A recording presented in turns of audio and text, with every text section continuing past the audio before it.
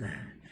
하나님께서 하신 말씀을 통해서 주신 교훈의 제목, 우리 함께 합독하도록 하겠습니다. 아버지 하나님, 오늘 또한 주님의 은혜 가운데 우리에게 주신 귀한 영의 양식, 시편 85편 2절 말씀을 통하여 용서할 때는 완벽하게 라는 제목으로 은혜의 말씀을 나누고자 합니다. 아버지 하나님, 아직도 우리 마음 한켠에 용서하지 못한 자 있다면 이 시간을 통하여 완벽하게 용서할 수 있는 아버지 하나님 자녀 되게 하여 주시사 모든 사람과 더불어 우리 예수님처럼 화목하게 하시기 위하여 이 땅에 오신 그 주님의 뜻이 우리들을 통하여 이루어지게 하옵소서. 예수님의 이름으로 간절히 기원하옵나이다. 아멘. 우리들 인생 살아가면서 참 힘들고 어려운 일들 참 많이 있습니다. 우리 다 함께 이 시간 한번 눈을 감아 보시길 바랍니다. 눈을 감으시고 내 마음에 미운 사람, 아직도 용서하지 못한 사람 있습니까? 그 한 사람 마음편에 아직도 사라지지 않고 있다면 오늘 그 한 사람을 위해서 잠시나마 기도하는 시간 갖도록 하겠습니다. 그 심령 우리 예수님 알 수 있도록 나를 통해서 또한 주위 사람들을 통해서 용서하지 못한 그 사람 주님을 영접할 수 있도록 기도하는 시간 갖도록 하겠습니다.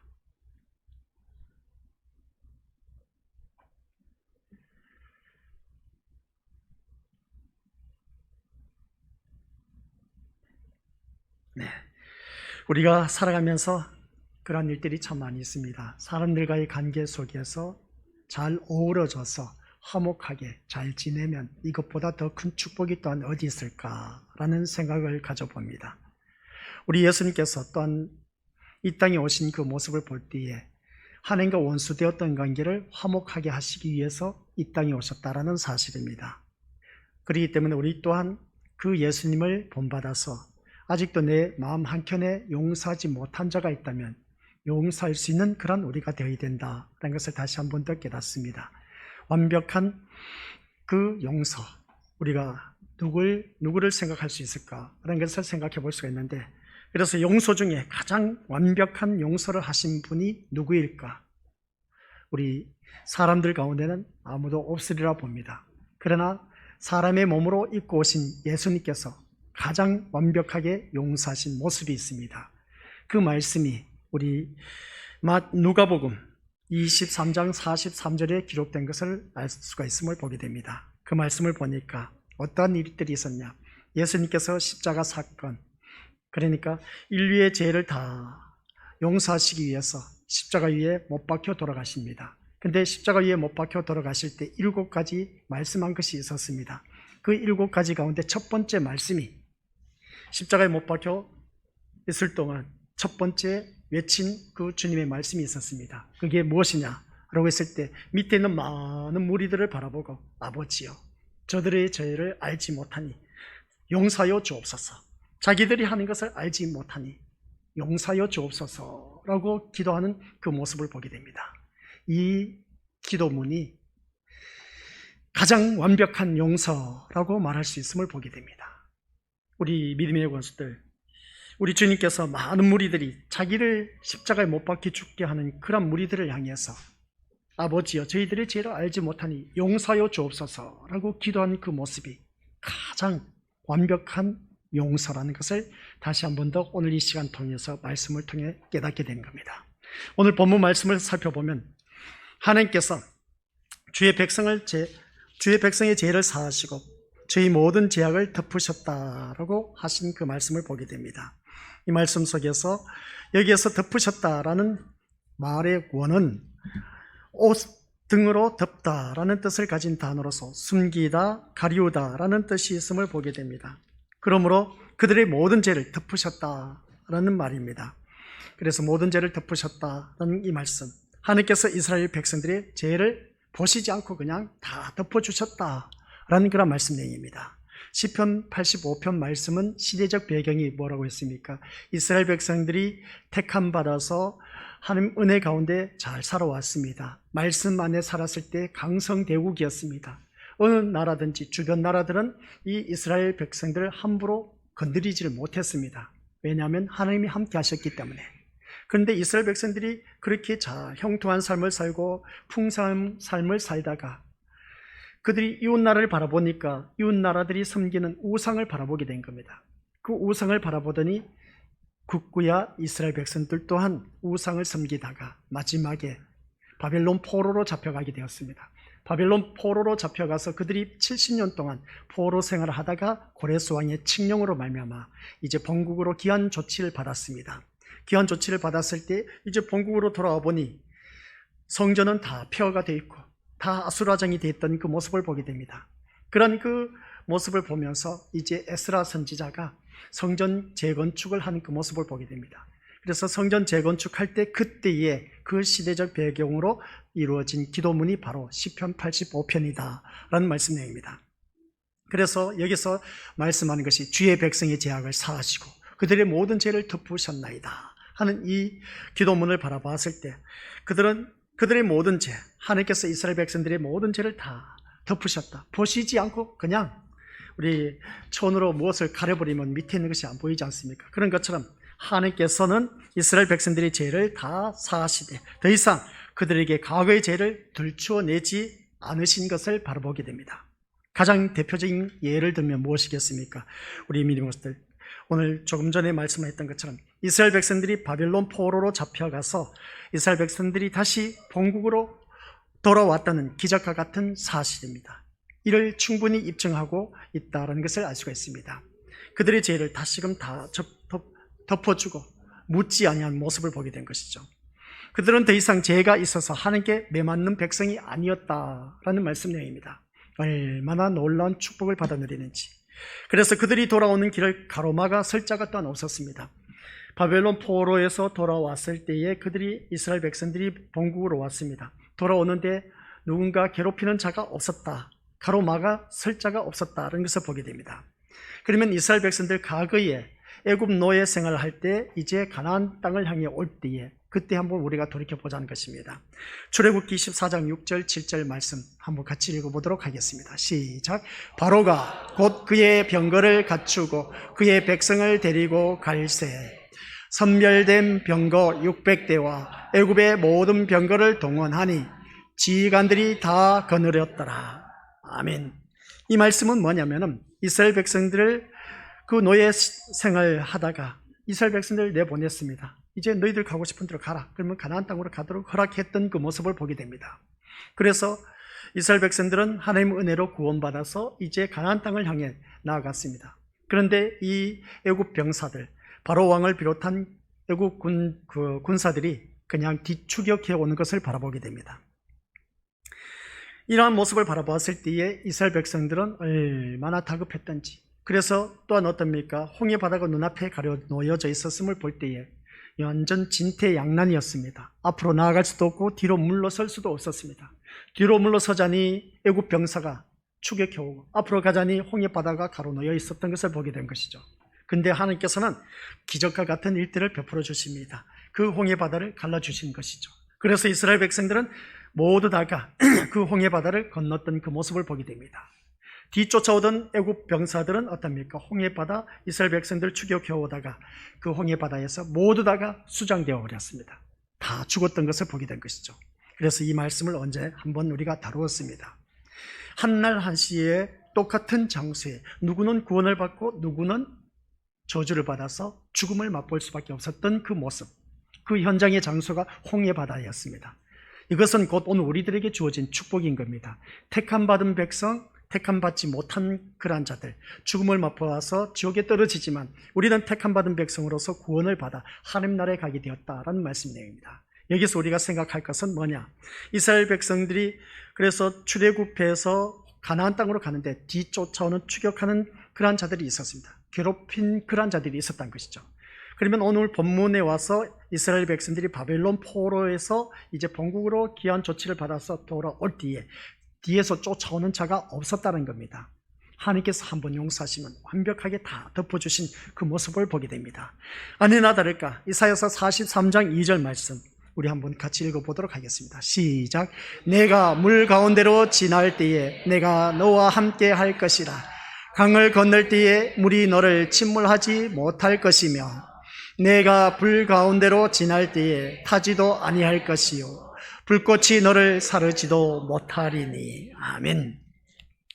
하나님께서 바벨론 포로로 돌아오는 그러한 이스라엘 백성들에게 물도 불도 이스라엘 자손을 몰살시키지 못할 것이다 라는 그런 말씀 내용입니다. 우리가 사람들 그러지 않습니까? 살아가다 보면 물불을 가리지 않는다라고 그렇게 표현한 것을 보게 됩니다. 그러니까 물불을 가리지 않는다면 보이는 것 없이 그냥 막무가내로 모든 일들을 해치운다라는 것을 우리가 알 수가 있습니다. 이런 말씀처럼 하나님께서 한번 죄를 범했던 이스라엘 백성들 본국으로 귀환 조치시키는데 물불도 그들을 엄몰하지 못하도록, 그래서 몰살시키지 못할 것이라고 예언하는 말씀이 이사야 43장 2절에 나와 있는 것을 보게 됩니다. 그리고 난 후에 이사야 43장 3절 말씀 또 어떤 말씀이 있느냐. 시작. 대저 나는 여호와 내 하나님이요 이스라엘의 거룩한 이요 내 구원자임이라. 내가 애굽을 나의 성량물로 구스와 스바를 너를 대신하여 주었노라. 아멘. 이 말씀을 바라보니까 이스라엘 백성들이 바벨론 포로에서 이제 본국으로 귀환 조치를 받을 때에 그들은 어떤 속량물을 그렇게 바치고 나온 것이 아니었습니다. 그들은 그저 나왔던 것이죠. 근데 그 바벨론에 있을 때에 어떻습니까? 이스라엘 백성들이 본국으로 돌아올 때에 많은 바벨론 백성들이 그들에게 재물을 주는 것을 바라보게 된 겁니다. 근데 이스라엘 백성들은 하나님 앞에 어떤 속량물을 치르지도 아니하고 거저, 우리가 이미 성경 말씀 새벽 예배 시간 때 우리가 들어서 알고 계시지만 이스라엘 백성들이 속량받은 그것으로 인해서 아무런 것을 바치지도 않았는데 그들은 하나님 은혜 가운데에 본국으로 귀환 조치를 받았다라는 것을 우리가 말씀을 통해서 바라보았습니다. 여기서 이스라엘 백성들을 위해서 하나님께서 애굽을 속량물로 그리고 어떤 구스와 스바를 대신 내어주셨다 라는 말씀. 바벨론 나라 그들이 속량물이 되어야만이 이스라엘 백성들이 어떻습니까? 그 노임을 받을 수가 있었는데 그 속량물이 누가 되어줬냐? 애굽 그리고 구스, 스바 사람들이 대신 속량물이 되어주었다라는 것을 보게 됩니다. 기가 막힌 은혜인 것이죠. 오늘 이 자리에 앉아 계신 우리 것들, 시인은 바로 이와 같은 모습을 통해서 하나님의 완벽한 용서를 본 것이다 라는 말씀 내용입니다. 하나님 그 사랑의 진수를 맛본 것을 우리가 오늘 이 말씀을 통해서 다시 한번 더 깨닫게 되는 것을 알 수가 있습니다. 하나님은 한번 용서한 죄에 대해서는 더 이상 거론하시지 않는다라는 그런 말씀 내용입니다. 이것이 바로 우리에게 주어진 아주 특별한 은총인 것이죠. 하나님 한번 용서하셨으면 그 죄를 가지고 물고 늘어나서 나중에 또 어떻습니까? 너 과거에 이렇게 죄를 범했지 않았냐 하고 그렇게 들추어내지 아니하신다는 겁니다. 하나님은 당신의 그 백성이 범죄하면 때로 응분의 대가를 치르게 하려 하신 그 모습을 보게 됩니다. 그리고 그 대가를 충분히 치르고 나면 용서하여 주신 그 모습을 보게 되는데, 물론 죄인이 징계를 받기 전 진심으로 회개하면 징계하지 않고 용서하시는 때도 있습니다. 우리 믿음의 것들, 내가 죄를 범했다 했을 때에 빨리 우리가 회개하면, 진심으로 회개하면 하나님께서 나에게 매를 대지 않고 채찍질 가하지 아니하시고 용서해 주는 경우가 참 많이 있습니다. 지금까지 우리 살아오면서 그러한 은혜를 많이 받아 누리셨으리라 봅니다. 여기서 우리가 중요한 사실은 하나님은 한번 용서하기로 마음먹은 이상에는 그 죄를 완전하게 용서하심으로 더 이상 그 죄에 대하여 거론하지 않으신다라는 그런 말씀 내용입니다. 하나님은 당신이 용서한 죄에 대해서는 완전히 덮어버리신다라는 그런 말씀 내용입니다. 한마디로 말해서 하나님의 용서에는 뒤끝이 없다라는 것이죠. 이 말씀을 보니까 우리 믿음의 것들, 용서에는 뒤끝이 없다. 우리 하나님은 그만큼 깔끔하다는 겁니다. 이사야서 43장 25절 시작. 내가 바로 너희의 모든 죄를 용서하는 하나님이다. 너희 죄를 용서하는 것은 나를 위한 것이니 너희의 죄를 기억하지 않겠다. 아멘. 이 말씀을 바라보니까 우리 믿음의 것들 그대로 두시기 바랍니다. 내가 바로 너희의 모든 죄를 용서하는 하나님. 근데 이 말씀, 너희 죄를 용서하는 것은 나를 위한 것이다 라는 말씀을 보게 됩니다. 하나님은 이미 용서한 죄인에 대해서 사랑으로 대하시면서 그들에게 은혜를 베풀어 주신 것을 알 수가 있습니다. 오늘 우리가 말씀 들어가기 전에 눈을 감고 내가 용서하지 못한 사람 누구일까 한번 생각해 보자고 했습니다. 마음 한구석에 아직도 용서하지 못해서 그 사람이 내 눈에 흙 들어가기 전에는 이 사람 도저히 용납하지 못할 그러한 자가 있다면 오늘 이 말씀을 통해서 우리 믿음의 모습들 용서하시길 바랍니다. 아무리 철천지 원수라 할지라도 그 사람을 용서할 줄 아는 마음, 그게 바로 교회를 다닌 하나님의 자녀라면 용서할 수가 있어야 된다라는 것을 꼭 명심하시길 바랍니다. 제가 서두에 말씀드렸죠. 누가 가장 완벽한 용서를 했을까라고 했을 때 예수님이셨습니다. 예수님은 자기를 죽이게 한, 십자가에 못 박게 한 그 무리들이 밑에 있었습니다. 예수님은 십자가에 못 박혀 있는 그 상태였던 것이죠. 많은 고통 가운데 있습니다. 밑에 바라보니까 많은 무리들이 예수님을 그 십자가의 고통당하는 것을 보고 웃는 그 모습을 보게 됩니다. 그런 그 악한 원수들, 근데 우리 주님은 그러한 자들을 향해서 아버지여 저희들의 죄를 알지 못하니 용서하여 달라고 하나님 앞에 기도한 그 모습, 가장 완벽한 용서를 하신 것을 보게 됩니다. 근데 우리는 어떠하냐는 것이죠. 믿음 생활하다 보니까 용서하지 못한 사람, 그래 주님의 사랑으로 우리 용서해야 돼 하면서도 막상 눈앞에 그 왼수 같은 인간이 나타나면 어떡합니까? 어휴 하며 치를 떨면서 고개를 돌립니다. 온전히 우리가 용서를 하지 못했던 것을 보게 된 것이죠. 하나님은 사랑이라고 하면서도 어떻습니까? 하나님의 사랑을 가지고 그 사람을 용서해야 된다라고 했지만 그 사람을 사랑으로 용서하지 못하고 있는 우리들의 모습, 아직도 우리 마음 한켠에 용서하지 못한 자들이 참 많이 있음을 보게 됩니다. 그 이유는 도대체 무엇일까? 교회에서는 분명히 그 완벽한 사랑의 용서를 예수님을 통해서 보여주셨는데 내가 뭐 잘났다고 그 사람을 용서하지 못하고 있는지 오늘 이 시간 우리 믿음의 식구들 한번 자기 자신을 들여다보자는 것입니다. 하나님은 이미 용서한 그 죄인에 대해서 사랑으로 대하면서 그 은혜를 베풀어 주고 계시는데 근데 나는 왜 예수님처럼 그 사람을 용서하지 못하냐는 것이죠. 우리 것도 그것은 아주 간단합니다. 내 자존심 때문에 용서하지 못하고 있다는 사실입니다. 그놈의 자존심 때문에 아직도 내 마음 한켠에 왼수 같은 사람, 용서하지 못한 사람이 내 마음의 한켠에 아직도 꿈틀거리고 있습니다. 그러한 사람을 용서하지 못한 자신의 모습은 어떠하냐는 것이죠. 이 말씀을 듣다 보니까 우리는 모두 다가 그 용서하지 못한 사람 용서하자고 했는데 근데 용서하지 못하고 내 마음 한켠에 그 사람이 살아있습니다. 그 마음은 어떠하겠냐는 것이죠.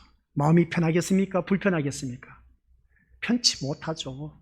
한마디로 편해서 미운 사람이 내 마음에 꿈틀거리고 있는데 그 사람 생각하면 막 치를 떠는 겁니다. 용서 못한 그 모습. 그래서 용서는 나를 위한 것임을 이사야 선지자를 통해서 우리에게 말씀해 주고 있습니다. 다시 그 말씀 올려보시길 바랍니다. 이사야서 너희 죄를 용서하는 것은 나를 위한 것이라고 했습니다. 하나님께서 이사야 선지자를 통해서 하신 말씀인데 너희 죄를 용서하는 것이 나를 위한 것이라고 하는 겁니다. 이 말씀이 뭐겠습니까? 우리 믿음의 모습들, 너희 죄를 용서하는 것이 나를 위한 것이다. 좀 전에 제가 말씀드렸지 않습니까? 내가 어떠한 사람을 용서하지 못했을 때 내 마음이 편합니까? 안 편합니까? 라고 했을 때 불편합니다. 차라리 그 사람 눈앞에 안 보이면 잊어버리는데 또 그 사람이 눈앞에 보이면 이게 또 내 심령 속에서 발작을 하는 겁니다. 막 다혈질진 사람은 울그락불그락 하면서 꼴도 보기 싫다면서 그 사람의 앞에서 고개를 돌려버리고 한 그런 모습을 보게 됩니다. 근데 이사야 선지자 이 말씀을 바라보니까 너희 죄를 용서하는 것은 나를 위한 것이다 라는 말씀 내용입니다. 우리 이 말씀을 바라보았을 때 하나님의 용서는 우리의 자존심을 회복시켜 주시고 생기를 준다는 사실입니다. 또한 우리 믿음의 것들 모든 삶 속에서 회복시켜 주실 뿐만 아니라 재생시켜 주신다는 것이죠. 내 마음 편에 그 모든 용서하지 못한 사람을 용서하게 되면 내 마음이 편하다는 것입니다. 용서하지 못하다 보니까 불편하다는 것이죠. 불편하다 보니까 그 사람 때문에 계속해서 얽히고 설키다 보니까 계속 내 마음은 더욱더 강팍해져 간다는 것이죠. 그러다 보니까 주위 사람들과의 관계도 온전한 관계도 맺지 못하고 괜히 옆에 있는 가까이 있는 식구들 또한 고통당하는 그 모습을 보게 됩니다. 그래서 오늘 이 자리에 앉아 계신 우리 교수들 모두 다가 이 말씀을 들으면서 자신을 한번 돌이켜보자. 아직도 내가 용서하지 못한 사람 있다면 우리 교수들 용서하시길 바랍니다. 용서하는 것은 너를 위한 것이다 라고 하는 말씀 꼭 기억하시길 바랍니다. 바로 우리 믿음의 교수들 자신을 위해서 용서하는 것입니다. 그러면서 우리 하나님께서 하신 말씀이 뭐겠습니까? 너희 죄를 기억하지 않겠다는 겁니다. 그러면 그 사람이 나에게 잘못을 해서 내가 도저히 용서를 못한다. 우리 교수들, 우리 주님은 자기를 죽이는 그 죄인들을 향해서 기도하셨다라는 사실, 가장 완벽한 기도를 용서를 하신 그 모습을 보게 됩니다. 그리고 난 후에 십자가 위에 그들의 죄를 위해서 죽으셨습니다. 이러한 주님이 또한 세상에 어디 있겠느냐는 것이죠. 그러면 우리는 그리스도의 몸을 이루고 있는 지체라고 하면서도 아직도 우리는 마음에 용서하지 못한 자들이 너무나 많다는 겁니다. 그 사람을 용서할 수 있는 자가 된다면 얼마나 좋을까. 근데 그 용서하는 것은 너희 자신을 위한 것이지 나를 위한 것이 아니라는 겁니다. 오늘 이 자리에 앉아 계신 우리 교수들 다시 한 번 더 이 말씀을 통해서 한번 자세히 묵상해 보시길 바랍니다. 너희 죄를 용서하는 것은 나를 위한 것이다 라고 했을 때 바로 우리 교수들 본인을 위한 그 용서인 것을 기억하시길 바랍니다. 내가 주위 사람들 용서했을 때 껄끄러운 사람이 없고 내 마음에 아무런 걸림돌이 없는 사람은 마음이 편할 수밖에 더 있겠느냐라는 말씀 내용입니다. 이 용서를 아는 자마다 그리고 이 용서를 맛본 자마다 다시 살아납니다. 그 영혼이 살아나고 그런 용서를 받은 만큼은 다른 사람을 향해서도 사랑하는 사람, 간용하는 사람, 너그러운 사람으로 거듭나게 되어 있습니다. 우리가 아직도 주위 사람들에게 너그럽게 대하지 못한 이유는 도대체 무엇일까? 또한 우리 주위 사람들에게 많은 사랑을 베풀지 못하고 자꾸만 자기 것만 챙기는 이유는 도대체 무엇일까? 하는 그런 모습을 바라봤을 때 이러한 하나님의 용서와 우리의 용서에는 얼마나 많은 차이가 있는지 다시 한 번 더 우리가 깨닫게 되는 겁니다. 쉽게 표현하면 가정으로 한번 들어가 보시길 바랍니다. 우리는 자녀들이 잘못을 범하게 되면 그들을 어떻습니까? 채찍을 가하고 때로는 교훈을 가합니다. 그래서 이 자녀들이 진심으로 뉘우치면 용서해 주는 것을 우리가 다들 경험을 하셨습니다. 또 비록 징계하지 않았다 해도 자녀들이 진심으로 뉘우치고 용서를 구하면 엄마, 아빠 잘못했어요. 진짜 잘못했어요. 내가 두 번 다시 이런 잘못은 죄를 범하지 않겠습니다. 하고 싹싹 빕니다. 손발이 막 불이 나도록 빕니다. 그러면 그것을 바라본 부모는 어떻습니까? 용서를 해주는 것이죠. 그러나 또 자녀가 잘못을 하게 되면 어떻습니까? 현재의 잘못은 물론 과거의 잘못까지 너 과거에 잘못해서 이렇게 용서를 구해놓고 또 죄를 범해 너 안 되겠다. 이리 와. 하면서 어떻습니까? 매를 대는 부모의 마음이 누구든지 다들 갖고 있었습니다. 이것을 경험하지 않는 사람 누가 있겠습니까? 자녀를 둔 부모들은 다들 경험을 하셨을 겁니다. 두 번 다시 내가 이런 잘못을 하지 않겠다고 싹싹 손을 빌었던 그 자녀 용서해 주었는데 이 자녀가 또 죄를 범했네. 너 이리 와. 전번에도 그러더니 또 죄를 범해. 너 또 잘못을 해? 안 되겠다. 너 맞아야겠다. 하면서 그렇게 말한 오늘 우리들의 모습 다들 경험해 보았지 않습니까? 현재의 잘못, 물론 과거의 그 잘못까지도 끄집어내서 책망하고 징계하고 그래 너 그 과거의 그때까지 잘못한 것 오늘 거기 갑절로 너 맞아야겠다 하면서 어떻습니까? 매를 대는 부모의 심정, 꽃배기를 이제 때리는 것이죠. 징계를 가는 겁니다. 그때 내가 용서해 줬지 않느냐는 것이죠. 또다시 이런 죄를 범하다니 너 도저히 용서 못하겠다 하면서 어떻습니까? 자녀에게 매를 가합니다. 매를 가하다 보니까 매를 가할 때 어떻습니까? 우리들의 심령 속에는 감정의 동물입니다.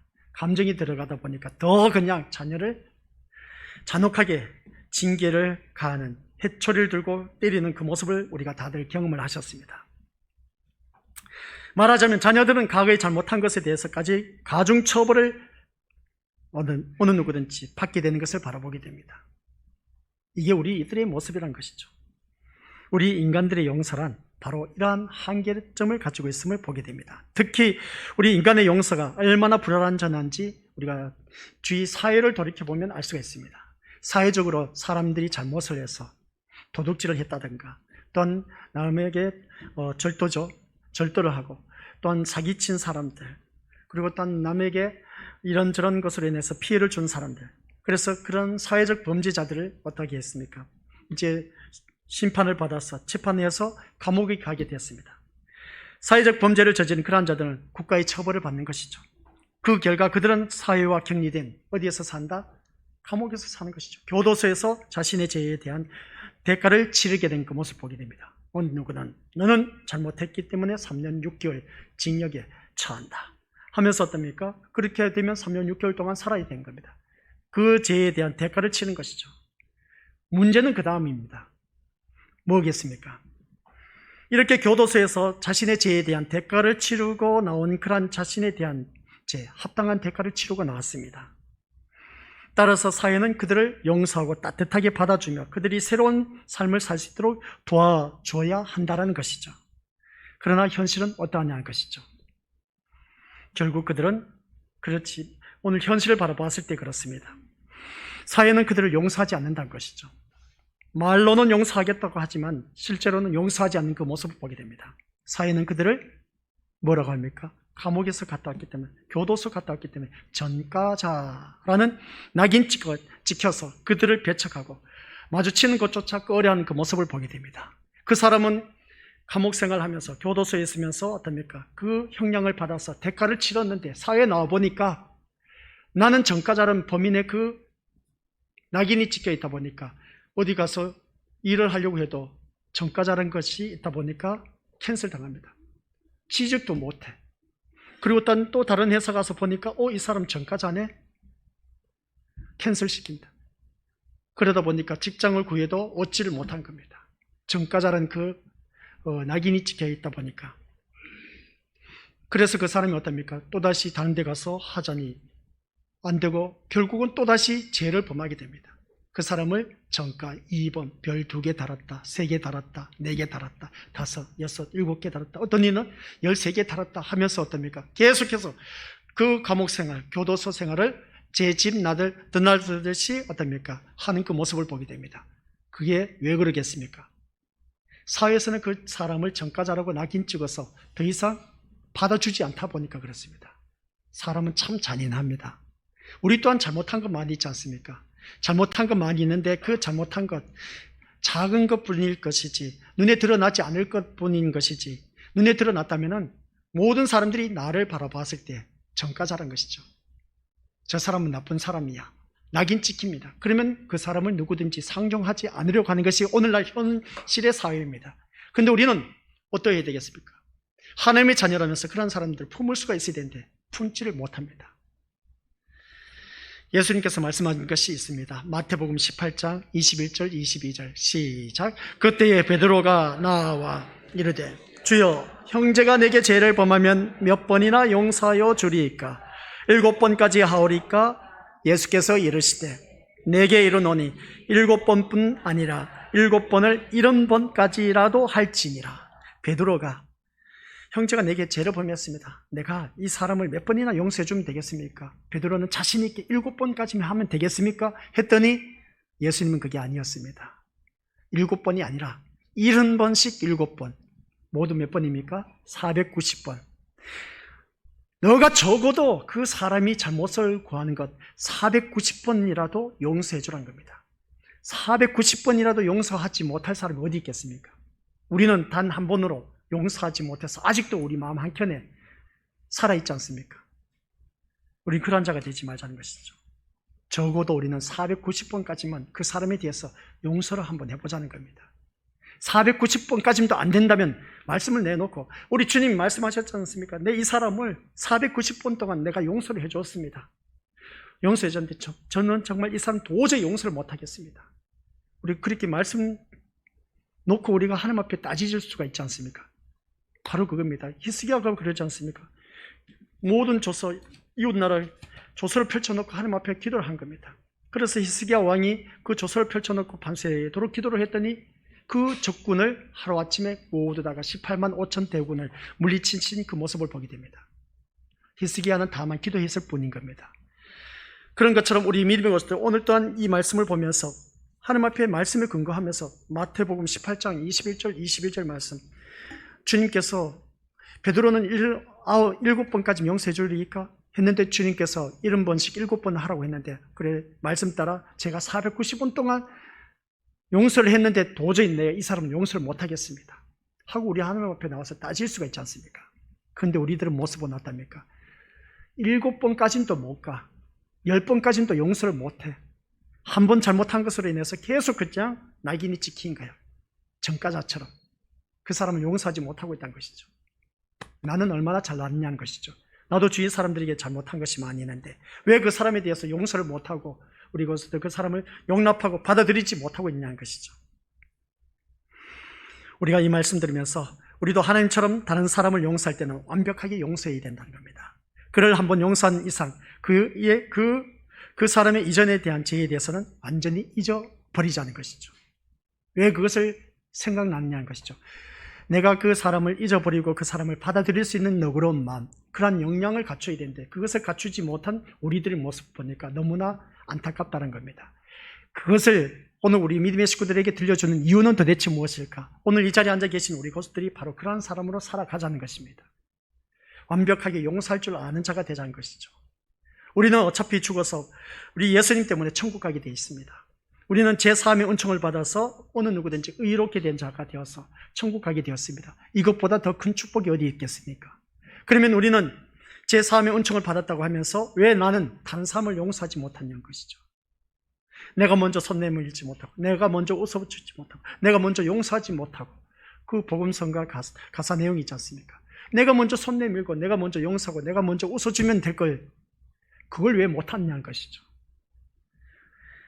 우리들의 아주 그 악한 근성이 누구든지 다들 갖고 있습니다. 오늘 이 말씀을 우리에게 들려주신 이유는 다른 것이 아닙니다. 우리 성경 말씀 이사야서 44장 22절 시작. 그러므로 이스라엘아 너희는 결코 나를 잊지 마라.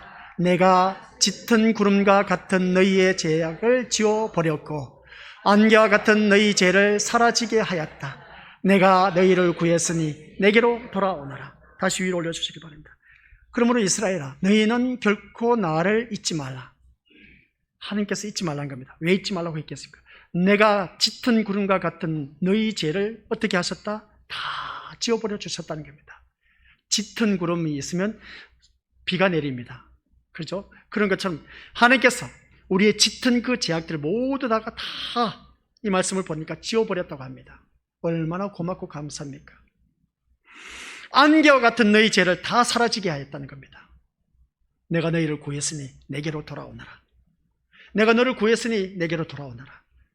그러면 우리 믿음으로서 주님께로 돌아갈 우리들은 어떻게 해야 되겠습니까? 짙은 그 구름과 같은 모든 죄를 다 지워버려주고 안개와 같은 너희 죄를 다 사라지게 해주셨는데 그러면 우리도 내 마음에 용서하지 못한 자들 깨끗하게 용서하고 주님 앞에 나아가야 되지 않겠습니까? 내가 너를 구원하였다고 하지 않습니까? 내게로 돌아오라고 했습니까? 내가 너를 구했으니까 너는 내게로 돌아오라고 했습니다. 그러면 우리 주님 앞에 돌아가는 우리들은 어떻게 해야 되겠습니까? 내 심령 속에 용서하지 못한 자들 다 용서해주고 나아가자는 것이죠.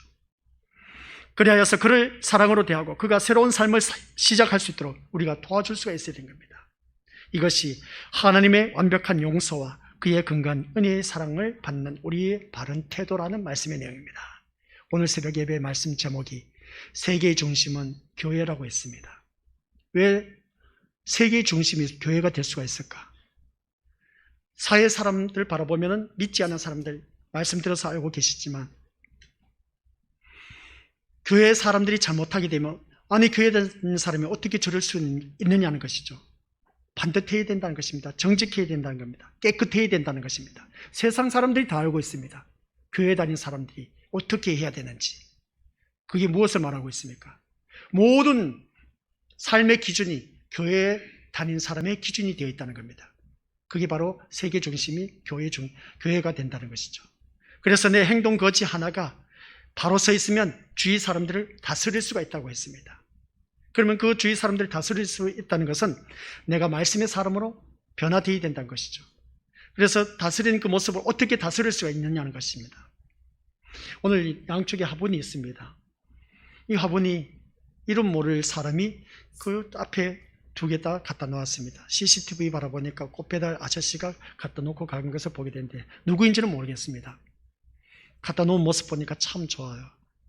오늘 우리 것들 이름도 없이 빛도 없이 주위 사람들에게 협조하고 도와주는 사람, 협력하는 사람, 섬기는 사람, 이게 바로 예수님의 삶이었고 그 사람이 바로 어느 누구든지 완벽한 삶을 사는 그 모습을 보게 됩니다. 주님처럼 사는 삶이 우리 오늘 믿음의 것들 모든 것이 내 중심으로 살아갈 수 있도록 해야 된다. 그건 다른 것이 아니라 내 중심에 살아 역사하신 예수 그리스도 중심으로 사는 사람, 예수 그리스도 중심으로 사는 사람은 모든 사람이 나를 바라보게 돼 있고 모든 사람이 나를 우러러보고 모든 사람이 나를 존귀와 존경의 대상으로 세워주신다는 겁니다. 그것은 다른 것이 아니라 내가 말씀의 사람으로 살 때에 그 말씀의 사람으로 사는 것이 뭐겠습니까? 예수님처럼 살아야 된다고 했습니다. 예수님이 뭐라고 했습니까? 그 예수님은 한결같이 살아온 그 모습, 모든 모습은 힘들고 어렵고 연약한, 나약한, 고통당하는 그런 자들 찾아가서 섬겼습니다. 내 삶이 섬김의 삶이면 모든 사람을 다스릴 수가 있다는 사실 꼭 명심하시길 바랍니다. 내가 섬김을 받으려 하지 마시고 섬김을 할 수 있는 사람, 섬기고 있는 그런 사람, 그 사람을 다스릴 수가 있습니다. 그래서 내 주 예수 모신 곳이 그 어디나 하늘나라가 된다는 것이죠. 하늘나라는 아무에게나 주어진 것이 아닌 겁니다. 주위 사람들을 섬길 때에 그 모든 것이 하늘나라가 될 수가 있는 것이고 또한 그 사람들을 내가 다스릴 수가 있다는 겁니다. 군림할 수가 있다는 것이죠. 근데 군림한다는 것은 그 사람을 짓누르고 이렇게 저렇게 명령하는 것이 아닌 겁니다. 내가 선수 그 사람들을 섬길 때에 주위 사람들을 다스릴 수가 있다는 것, 세상 원리하고 반대입니다. 아셨죠? 그래서 오늘 말씀을 통해서 용서를 하되 뭘 어떻게 하라고요? 완벽하게. 용서할 때는 완벽하게 할 줄 아는 예수님처럼 우리가 살아가시기 바랍니다. 그래서 우리가 아까 말씀드렸지 않습니까? 490번까지도 했는데 주님, 난 이 사람 도저히 용서 못하겠습니다 라고 했을 때 주님은 또 뭐라고 하실까? 주님이 분명히 말씀했지 않습니까? 예수님께서 490번 동안 70번씩 7번 용서하라고 했는데 제가 이렇게 해봤습니다. 이 사람을 490번 동안 했는데 그러면 주님이 뭐라고 하겠습니까? 주님은 딱 한마디입니다. 난 너를 위해서 십자가 위에 죽었다는 겁니다. 난 너를 위해서 십자가에 죽었다는 겁니다. 주님께서 십자가에 못 박혀 돌아가실 때 기도한 것이 뭐였겠습니까? 아버지여 저희들이 죄를 알지 못하니 용서하여 주옵소서. 그는 고통당하면서 십자가에 못 박혀 돌아가신 그 모습을 보게 된 겁니다. 무슨 말씀이겠습니까? 용서하지 못할 사람 못할 겁니다. 나는 죽는 그 고통 가운데도 그 사람을 용서했다는 겁니다. 우리 믿음의 식구들 또한 그렇습니다. 그 사람이 나를 죽이지는 않지 않습니까? 나를 죽이지는 않지. 말로 헐뜯고 나를 비아냥거리고 나를 못살게 군다 할지라도 나를 죽이지는 않고 있지 않습니까? 근데 우리 주님은 자기 자신을 죽이는 그 사람을 향해서 용서하면서 기도하는 그 모습을 보게 됩니다. 70번씩 7번이 아니라 네가 죽기까지라도 하면서 용서하라는 겁니다. 그 사람 용서할 때는 완벽하게 할 수 있는 저와 우리 권속들 되시기를 주님 이름으로 간절히 축원드립니다. 아버지 하나님 감사드립니다. 용서할 때는 예수님처럼 완벽하게 용서할 수 있도록 우리들의 마음을 이끌어 주옵소서. 예수님의 이름으로 기도드립니다. 아멘.